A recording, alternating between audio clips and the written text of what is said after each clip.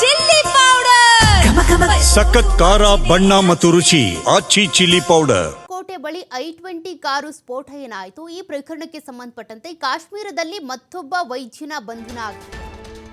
ನೋಡಿ, ಬಂಧನ ಆಗ್ತಿರೋರೆಲ್ಲರೂ ಕೂಡ ಇಂಜಿನಿಯರಿಂಗ್ ಮಾಡಿದವರು, ಜೊತೆಗೆ ವೃತ್ತಿಯಲ್ಲಿ ವೈದ್ಯರಾದಂಥವ್ರು. ಈಗ ಮತ್ತೋರ್ವ ವೈದ್ಯನನ್ನು ಕೂಡ ಬಂಧಿಸಿದ್ದಾರೆ. ವೈದ್ಯ ಸಜ್ಜದ್ ಅಹಮದ್ ಮಲ್ಲಾ ಅಂತ. ಕಾಶ್ಮೀರದಲ್ಲಿ ಈಗ ಮುಂದುವರೆದಿದೆ ಶಂಕಿತ ಉಗ್ರರ ಬೇಟೆ. ಆ ಬೇಟೆಯಲ್ಲಿ ಈಗ ಮತ್ತೊಬ್ರು ಸಿಕ್ಕಿರೋದು, ಅದು ಕೂಡ ವೈದ್ಯನೇ. ಈ I-20 ಕಾರಿನ ಬ್ಲಾಸ್ಟ್ ಆಯ್ತಲ್ಲ, ಆ ಕಾರಿನ ಕಥೆನೇ ಬೇರೆ ಇದೆ, ರೋಚಕ. ಒಂದು 3-4 ಜನರಿಂದ ಹಸ್ತಾಂತರಗೊಂಡಿರುವಂತ ಕಾರ್. ಹಾಗಾಗಿ ಆ ಕಾರಿಗೆ ಸಂಬಂಧಪಟ್ಟಂತೆ ಡೀಟೇಲ್ಸ್ ಹುಡುಕ್ತಾ ಹೋದಾಗ ಈಗ ಮತ್ತೋರ್ವ ವೈದ್ಯನ ಬಂಧನವೂ ಕೂಡ ಆಗಿದೆ. ಇತ್ತೀಚೆಗಷ್ಟೇ ಫರೀದಾಬಾದ್ನಲ್ಲಿ ಒಂದು ದಾಳಿಯನ್ನ ಮಾಡಿದಂಥ ಸಂದರ್ಭದಲ್ಲಿ 1,000ಕ್ಕೂ ಹೆಚ್ಚು ಕೆಜಿಯ ಸ್ಫೋಟಕ ವಸ್ತುಗಳನ್ನು ವಶಕ್ಕೆ ಪಡೆದಿದ್ರು. ಆಗ ಇಬ್ಬರನ್ನ ಅರೆಸ್ಟ್ ಕೂಡ ಮಾಡಿದ್ರು. ಮತ್ತೋರ್ವ ಪರಾರಿಯಾಗಿದ್ದ.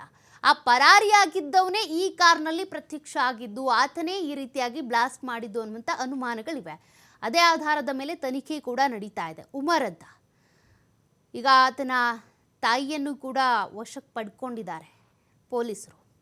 ಇವ್ರ ಬ್ಯಾಕ್ಗ್ರೌಂಡ್ ಏನು ಮಾಡ್ತಾ ಇದ್ದ ಈತ, ಎಲ್ಲಿಗೆ ಹೋಗ್ತಿದ್ದ, ಎಲ್ಲಿಗೆ ಬರ್ತಿದ್ದ,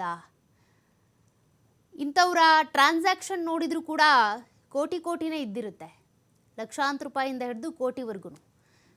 ಅವರ ಮನೆ ಕುಟುಂಬಸ್ಥರನ್ನ ನಾವೇ ಸಾಕ್ತೀವಿ ಅಂತ ಹೇಳಿರ್ತಾರೆ. ಅಂದರೆ ಆತ್ಮಾಹುತಿ ಬಾಂಬ್ ದಾಳಿಯನ್ನು ಮಾಡ್ಕೊಂಡಿರ್ತಾರೆ, ಅವರೇ ಆತ್ಮಾಹುತಿ ಮಾಡ್ಕೊಂಡಿರ್ತಾರೆ. ಅಂದರೆ ಅವ್ರ ಕುಟುಂಬವನ್ನು ನಾವು ಪೂರ್ತಿ ಚೆನ್ನಾಗಿ ನೋಡ್ಕೊಳ್ತೀವಿ ಅಂತ ಉಗ್ರರು ಆಶ್ವಾಸನೆ ಕೊಟ್ಟಿರ್ತಾರೆ. ಹಾಗಾಗಿನೇ ಇವರು ನಾವು ಸತ್ರು ಪರವಾಗಿಲ್ಲ, ನಮ್ಮ ಕುಟುಂಬ ಚೆನ್ನಾಗಿರಲಿ, ಬಹುದೊಡ್ಡ ತ್ಯಾಗ ಅವ್ರದ್ದು.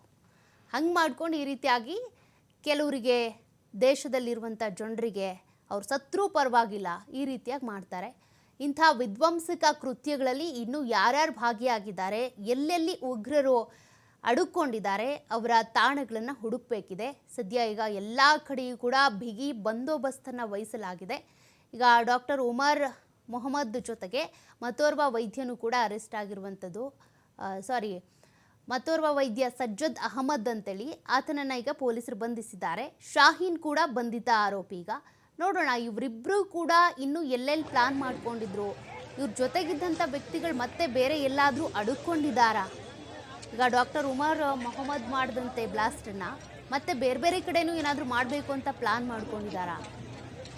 ಅದಕ್ಕೆ ಸಂಬಂಧಪಟ್ಟಂತೆ ಈಗ ಪೊಲೀಸರು ತನಿಖೆಯಲ್ಲಿ ತೊಡಗಿಸ್ಕೊಂಡಿದ್ದಾರೆ. ಏನೇನು ಡೀಟೇಲ್ಸ್ ಸಿಗ್ಬಹುದು, ಈ ಒಂದು ಬ್ಲಾಸ್ಟ್ ಜಾಗದಲ್ಲಿ ಏನೆಲ್ಲ ಮಾಹಿತಿಗಳು ಲಭ್ಯವಾಗಬಹುದು ಅಂತ.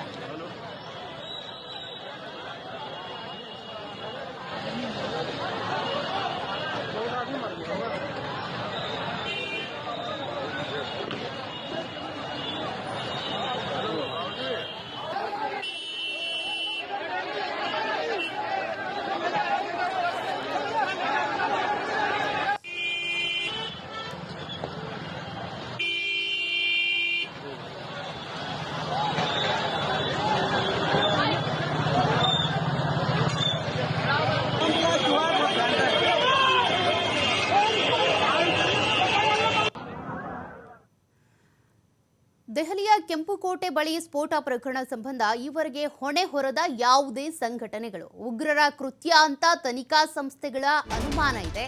ಆದರೆ ನೋಡಿ, ಯಾವುದೇ ಒಂದು ಬ್ಲಾಸ್ಟ್ ಆದಾಗ ಈ ಬ್ಲಾಸ್ಟ್ ಮಾಡಿದ್ ನಾವೇ ಅಂತೇಳಿ ಹೇಳ್ಕೊಳ್ತಾರೆ, ಹೊಣೆಗಾರಿಕೆ ಹೊತ್ಕೊಳ್ತಾರೆ ಭಯೋತ್ಪಾದಕ ಸಂಘಟನೆಗಳು. ಆದರೆ ಇಲ್ಲಿ ಈ ಬ್ಲಾಸ್ಟಿಗೆ ಸಂಬಂಧಪಟ್ಟಂತೆ ಯಾವುದೇ ಭಯೋತ್ಪಾದಕ ಸಂಘಟನೆಗಳು, ಉಗ್ರರ ಸಂಘಟನೆಗಳು ಕೂಡ ಹೊಣೆ ಹೊತ್ಕೊಂಡಿಲ್ಲ. ಹಾಗಾದ್ರೆ ದೆಹಲಿಯಲ್ಲಿ ಸ್ಫೋಟಕ್ಕೆ ಯಾರು ಕಾರಣ? ಯಾರು ಸ್ಫೋಟವನ್ನ ಮಾಡಿಸಿದ್ದು? ಅಲ್ಲಿ ಸ್ಫೋಟ ಮಾಡ್ಕೊಂಡಿದ್ಯಾರು? ಹಾಗಾದ್ರೆ ಯಾವ ಸಂಘಟನೆಗೆ ಸೇರಿದವರು ಅಂತ ಇಲ್ಲಿ ಸದ್ಯ ಉಗ್ರರ ಕೃತ್ಯ ಅಂತೇಳಿ ತನಿಖಾ ಸಂಸ್ಥೆಗಳೇನು ಅನುಮಾನವನ್ನ ವ್ಯಕ್ತಪಡಿಸ್ತಾ ಇರೋದು. ನಿಜಕ್ಕೂ ಕೂಡ ಉಗ್ರರ ದಾಳಿನ ಇದು, ಅಥವಾ ಬೇರೆ ಏನಾದರೂ ಪ್ಲಾನ್ ಮಾಡ್ಕೊಂಡಿದ್ರಾ? ಬೇರೆ ಉದ್ದೇಶ ಇತ್ತಾ? ಏನೇ ಉದ್ದೇಶ ಇದ್ರೂ ಅಲ್ಲಿ ಜನಸಾಮಾನ್ಯರನ್ನ ಕೊಲ್ಲೋದೇ ಆಗಿರುತ್ತೆ.